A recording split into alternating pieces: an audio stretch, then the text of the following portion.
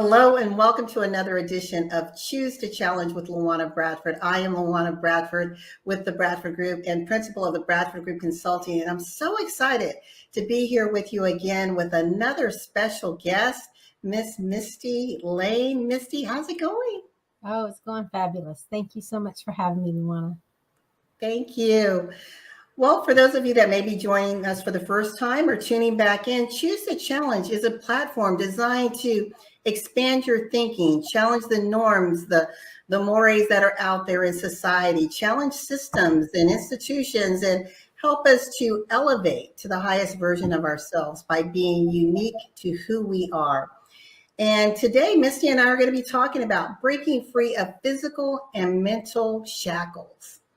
And we use those terms strategically, and you'll understand when she gets into the story. But I want to tell you a little bit about Mistie. Mistie is bivocational. She's full-time in nuclear medicine. She has a show called Dare to Share, where she's the host and producer of this amazing TV show that challenges individuals to take down the mask, remove the mask, be visible and transparent in telling their story. And she's also an inspirational speaker, an author, and an empowerment and resiliency expert.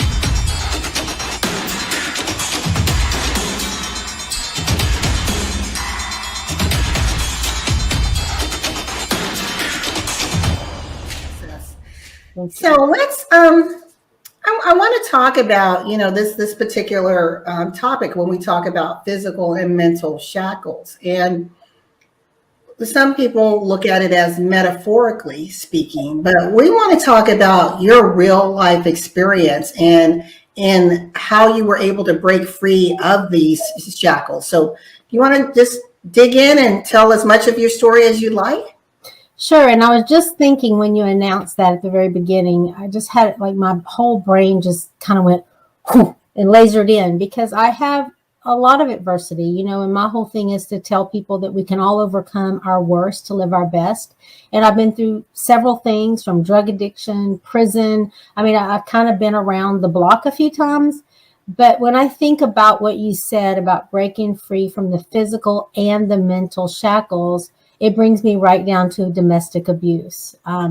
Domestic violence, I've told people throughout all of my story, which we'll get into here in a bit, but throughout everything I've been through, it's been some of the hardest. Those mindsets are like branded, and they're deep rooted. That mental and verbal abuse is deep seated. Those physical scars heal. It's all that other stuff. And so I immediately went to domestic abuse and my journey with it, because it was hard enough to physically break the shackles and physically get free. But that wasn't enough, because he still had a hold on me mentally. And it was a journey, and it was a lot of work. I'm about to tear up now, because it's still, there's a mental shackle there as well, LaWanna.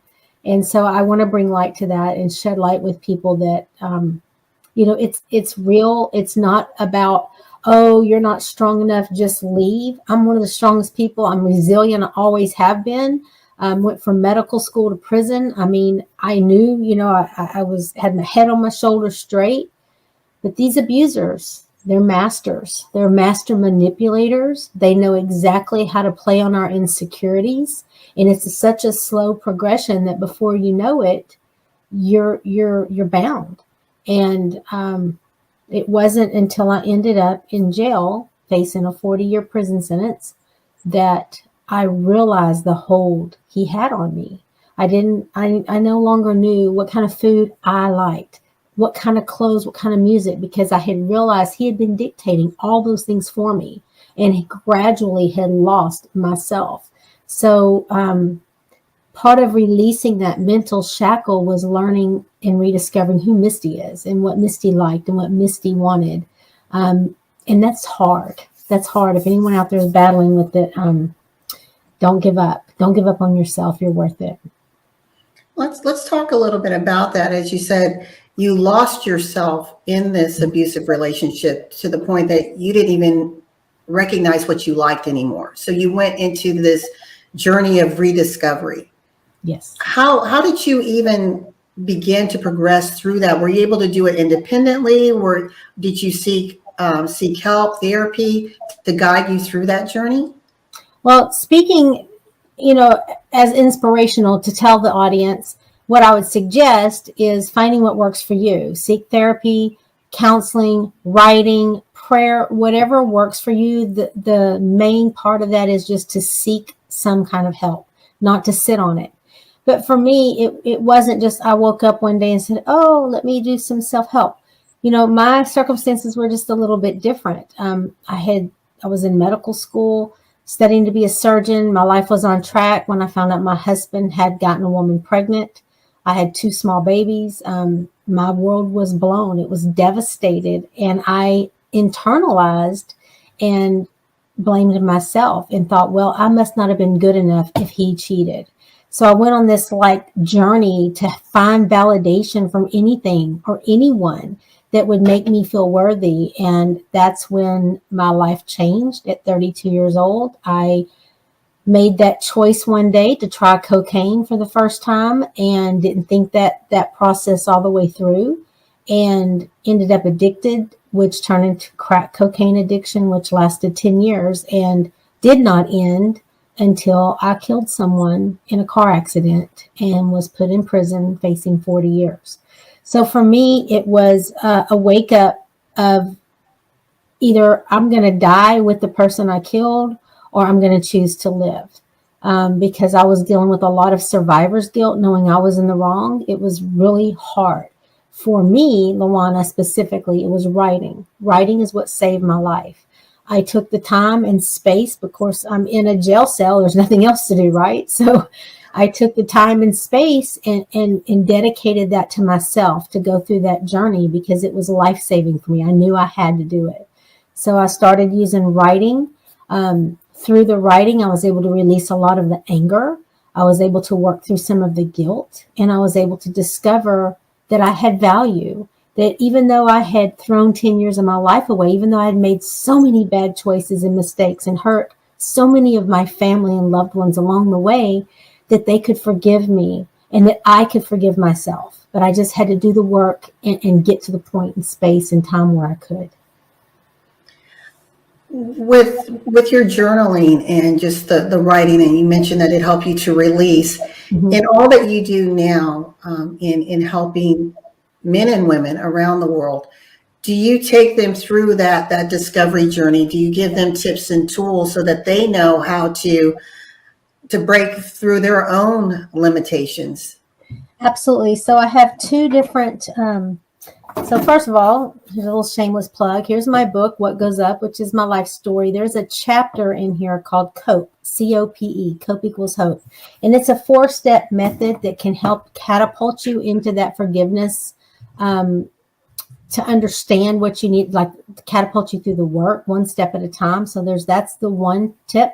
Second tip I would love to offer the audience, if you visit my website at stepupandspeakout.com, I have a free gift. And it's 5 ways to release toxicity and negative words. It's a workbook that you can download. And that is a very specific timed writing exercise designed to help you release negativity, and not just release it, but I teach you through this guide how to flip the negative into a positive and apply it in your life. And that's a very important first step when we want to start some kind of a journey of healing. So that's the 5 ways to release negative words and toxicity. It's a guidebook, and it's free if you just go to my website, stepupandspeakout.com, and just sign up, and it'll download straight to your email. And then your book is What Goes Up on Amazon. You can get that on Amazon, right? Amazon. You can also purchase a signed copy if you would like on my website, stepupandspeakout.com. All the bookstores, Walmart and Target even carry it. So it's pretty easy to find. I love that you have, like you said, cope equals hope. Mhm. And sometimes when we're going through our issues, the ash and trash of life, we Right. bury it, right? We don't want to look at it. We have the ostrich syndrome and we think, well, if we don't look at it, we won't have to deal with it. But it ends up manifesting in other ways, right? It may be the lack of self-love. It may be how we're treating other people. We may have anger issues, but we haven't dealt with the root Right. cause, right? Right. The pain. And, I'm glad you brought that up because I think that it goes one step further. I think it's also about what did we go through it for? A lot of us don't realize we have to learn to see the positive in something, even if something as horrific as killing someone in a car accident. To survive, I had to learn to find what was positive in that situation. And the O in the cope equals hope stands for optimize. And what you learn to do is you optimize on your experiences by realizing that you are now an authority on what you have survived through. And you can give back with that wisdom and knowledge. One quick example is when I got out, I ended up doing 5 years time over the car accident in prison. Got home, I had written my book. Over the 7 months I sat in a jail cell by hand and wrote my book and never did anything with it because I was too ashamed. Like you said, I wanted to hide that person and tuck her away. I didn't want anybody to know I was ever that ugly Misty. And so I never did anything with it. Fast forward 8 years later, when my grandbaby was born with a severe brain injury, she got stuck in the birth canal and came out blind and deaf, couldn't suck, cry. I mean, just everything. And I blamed myself because she was born on the exact same day as the wreck, September 18th. I actually let the devil convince me it was my fault, that was my punishment. And it was then that I realized, no, God doesn't love like that. You have something to share with people. God saved you, Misty. 10 years of a crack cocaine addiction, inclusive of prostitution, abortions, domestic abuse, rape, all the things you could imagine that comes with it. And so I had to realize, God saved me through all that for a reason. And it wasn't to hide behind who I was.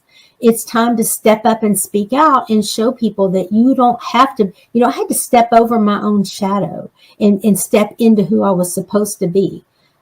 So I rewrote the book, LaWanna. It was written out of anger and blame because that's the dark space I was in. So I rewrote that book out of accountability and forgiveness, and it changed my life. It changed my perspective. It changed my heart.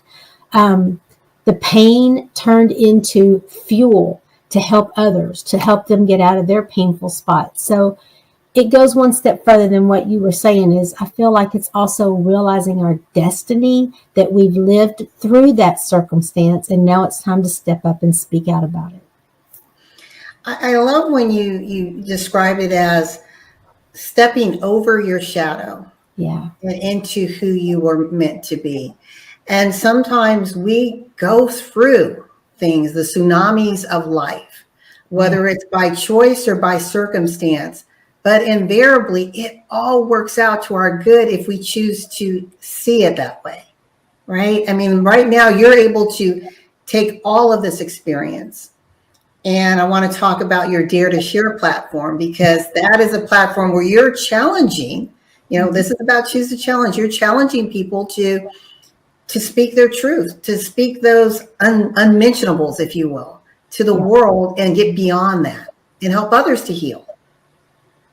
Yeah, that Be That One movement is a movement I started right behind me here, talking about, stepping up and just being that one to shine and do the right thing all the time and be that one to let your guard down and be real, be authentic, And so I think it's all about just learning to,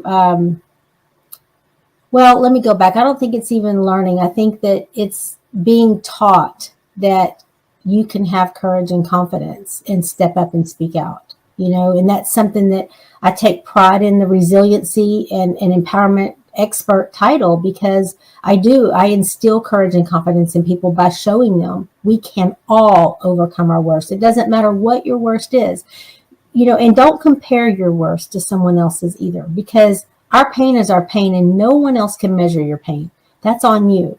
But just to know that whatever it is, that you can overcome it and you don't have to be defined by it. That's why I say step over your own shadow, because it's oftentimes it's our own ego, it's our own pride, it's our own embarrassment or whatever it is that keeps us from moving forward and healing. Yeah.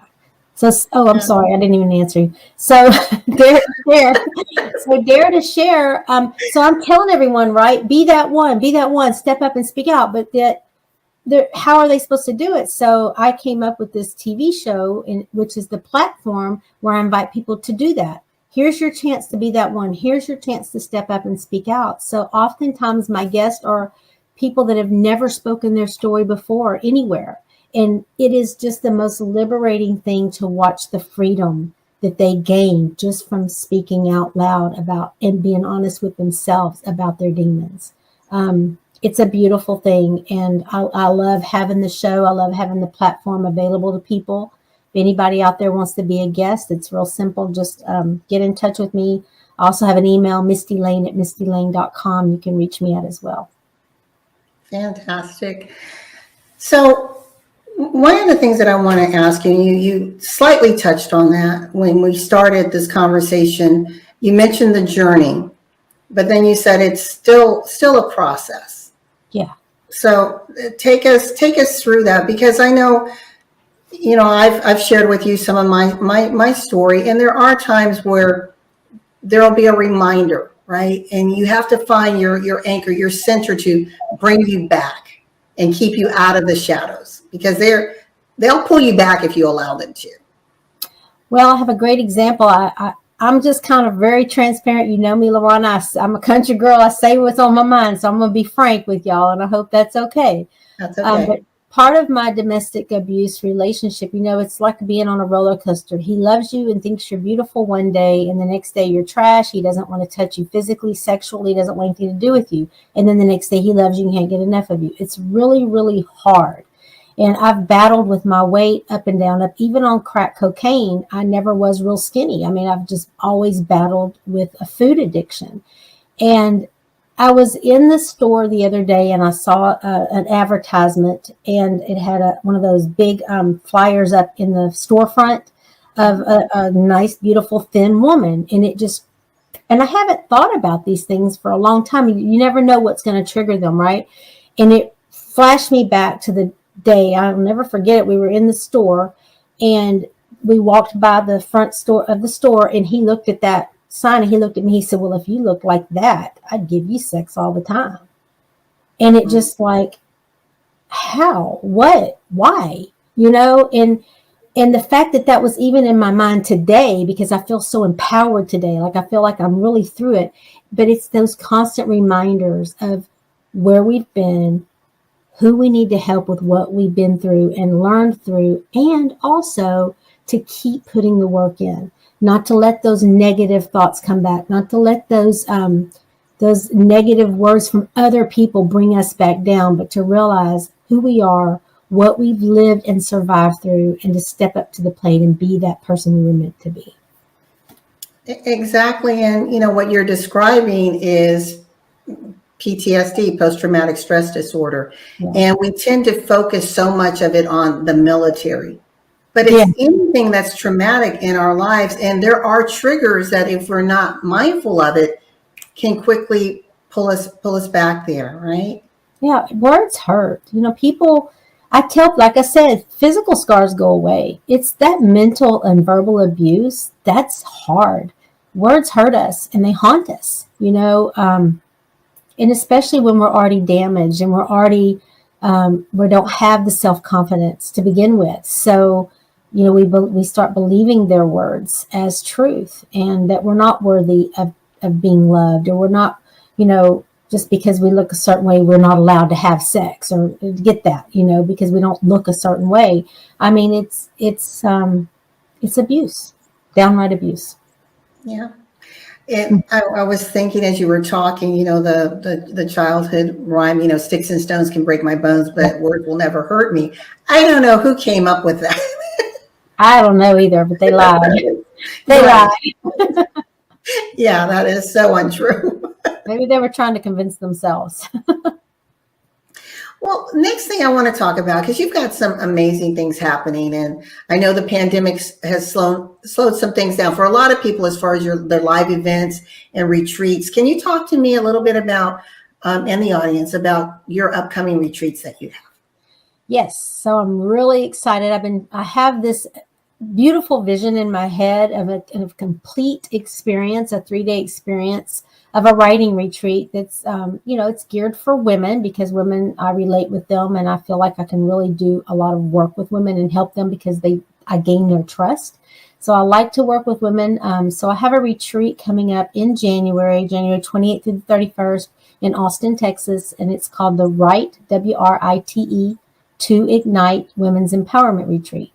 And it's all about discovering the tool that writing can be for you, for whatever you need it to be, whether you need it to be journaling, whether you need it to be just to get rid of some baggage from your past, whether it needs to be the start of your book, whether it needs to be a chapter for an anthology book, whatever it needs to be, it's learning how to use that tool. And it's very intimate. And like I said, I had it planned in October and COVID had spiked and I had to back away from it. So I am opened it up for 15 women. I'm keeping it small and intimate. There will be some ugly crying around the fire pit at night, and just learning how to trust each other, learning how to bond and be transparent. Leave the mask at home. No mask allowed. We are going to be real women speaking about real issues and real pain, and learning how to work through it and forgive ourselves for allowing it. And is it right as WRI or WRITE? Write, Ignite, the number 2. Write, the number 2, Ignite. It's right here. Okay. Write to Ignite Women's Empowerment Retreat. And it's January 28th to the 31st in Austin, Texas. And I will have a sign up soon on my website. They're working on the landing page, but you can still reach out to me and get your spot. There are still spots left. So reach out to me. It's going to be a beautiful experience. It's an all-inclusive. The lodging and the food is all included. And I'm working on possibly even providing the transportation from the Austin airport, but we'll have to see about that. And, it's so important for us to find our tribe, find those communities where we feel safe. Yes. And I know you have your own community, and now you've created one that is embracing others, bringing them in, drawing them in. And I know there's certain personalities like me. I'm a type A, and I want the world to think I've got it all together. Yeah. And it's hard to open up, especially in front of other people. I know I shared on your platform for the very first time some things that my family didn't even know, and I'm thinking, oh my gosh. But in doing so, you're right. It is very liberating. Yes. Those shackles that I chose to allow to hold on to me, I'm like, no, I'm letting it go. They no longer control me. That's awesome. And I just truly celebrate all that you're doing, because it takes courage and it takes responsibility and accountability, because it's a very delicate balance that you're helping these women to walk, right? Yes. And, you have to, they have to see that there's light at the end of the tunnel. And that's really why I have the Dare to Share show, for other people to hear inspiring stories, to inspire them to use their story to inspire others. So, without knowing there's light at the end of the tunnel, by seeing and hearing other people that have reached that light, then they feel hopeless and helpless, like there's nothing, like I'll never get out myself. I'll never dig my way out of this relationship. I tried to leave many times, and it was dangerous. We had our son together. He was an infant. He held us hostage for 3 days, pulled the wires off the car, yanked the phones out of the wall back when we had, landlines, and literally held me hostage for 3 days with our infant son, because I had tried to leave. And what I would say specifically to domestic abuse, if you're in this situation and you want out, that you need to be careful and you need to seek professional help and find out the best way to get out. so that you can be safe. There's safe houses you can go to. Things are much different today. Safe words, messaging. I just left, and my dad rescued me with the sheriff's department in the middle of the night, and I moved 3 states away, and he still found me. He still came after me and found me. So you have to be careful, and you have to do it with professional help. So that's my one thing I really want to stress is get the help. I'm not telling you not to get the help, but get the professional help and learn the best way to do it. I like that. And I'm putting here, this show it's for infotainment purposes only. We're not, even though Mistie's in the medical profession, this is not a substitute for any medical advice or therapy. There are hotlines for you, and we're putting the National Suicide Prevention Hotline here, as well as a crisis support contact information. So please reach out if you need support, if you feel that your life is in danger, if you feel threatened in any way. You are not alone. You do not have to suffer alone. Right, Mistie? Yes. And it's a scary place to be. Scary. Yes. Yeah. Well, Mistie, can you believe we are almost out of time? Flies right by. Yes. So I want to turn it over to you. I'm going to take myself down for you to share with our listening audience anything that you would like. I will show the banner again on how they can get into contact with you. So I'll let you take it away. Sure. I want to just emphasize, you guys, that my heart is truly just to help you get your story out there, because for me, hiding behind all the shame and guilt of all my own mistakes and choices in life, it was killing me. It was literally killing me. I was staying toxic with food addiction, whatever it is, it was hurting me and damaging me. And until I learned that my story was no longer about me, that I had transformed through it and survived it, that I had some value that I could give back to someone else. So, like I said, step over your own shadow. It's time to step into your destiny. I would love to help you do that. I have a really special project going on right now with Linda Sunshine West. She and I partnered up with Women Action Takers Publishing. We have a book, Women Action Takers Who Step Up and Speak Out. It's an anthology or collaboration book. If you don't know what that is, it's a book where you just submit a chapter, and we're going to have 18 other women authors that are submitting their chapters as well. And I would love to help you with that journey and help you start to get that story out, because as you get it out of you, it's freedom, it's liberation. And if you want to write your own story, we can go one step further. I would love to have you come to my retreat and learn how writing can save your life as it did mine. I really just pray that you believe in yourself and that you learn to look in that mirror and forgive yourself for anything you've done, because that's your first step. Your first step is just being true with you and saying, I forgive you. So I urge you to do that today. I urge you to get my free offer so that you can start that process through a writing exercise. Just go to the website, stepupandspeakout.com, and the free gift is there for you. It's a guidebook you can download and work it, and then get in touch with me. I'd love to go over the results with you and help you any way I can. Just remember, you're an authority now. You're an authority. So take that pain you've already lived through and be that one. Step up, speak out. I tell people all the time, I think what sets us apart in life is what we choose to do on the other side of our adversity.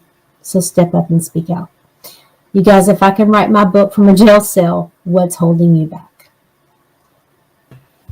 Wow. This has been absolutely amazing. I've enjoyed this conversation with you and all that you've shared. And I encourage our listening audience, if you've enjoyed what you've heard from Mistie and you want to learn more about all the work that she's doing, please go to her website, reach out. Also, if you want to be a part of her platform, there to share and to be willing to inspire and ignite and change the lives of others by sharing your trials, your tribulations, but your triumphs. Please reach out to Mistie. And it's been an honor and privilege that our paths have intersected. And I know I've been blessed by knowing her. So thank you so very much, Mistie, for joining me on another edition of Choose to Challenge. thank you so much for all you do, LaWanna. Thank you. Thank you. To our listening audience, again, thank you so much for joining us for Choose the Challenge here with Mistie Layne, talking about breaking free of physical and mental shackles. And we will see you next time. And just remember that when your vision and your desire for life intersect with opportunity, success is inevitable. And as Mistie said, be bold and challenge yourself to step over your shadows and into who you were designed to be. Until next time, goodbye, everyone. Bye.